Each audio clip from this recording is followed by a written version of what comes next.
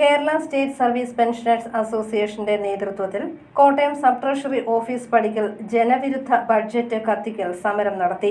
Kerala budget ജനവിരുദ്ധതയുടെയും വഞ്ചനയുടെയും ആവർത്തന പുസ്തകമെന്ന് association സംസ്ഥാന vice president TS Saleem പറഞ്ഞു. ജനവിരുദ്ധ ബഡ്ജറ്റ് കത്തിക്കൽ സമരം ഉദ്ഘാടനം ചെയ്യുകയായിരുന്നു അദ്ദേഹം.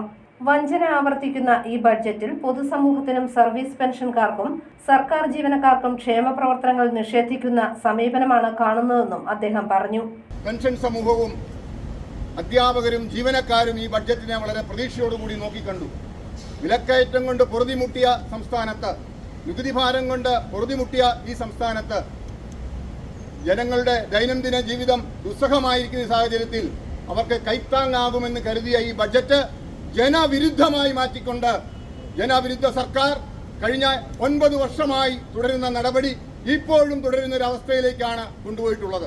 KSPA നിയോജക മണ്ഡലം പ്രസിഡന്റ് ജോസഫ് കുഞ്ഞ് PJ അധ്യക്ഷനായി.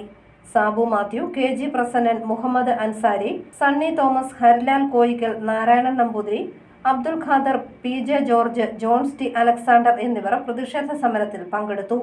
News bureau, Kottayam.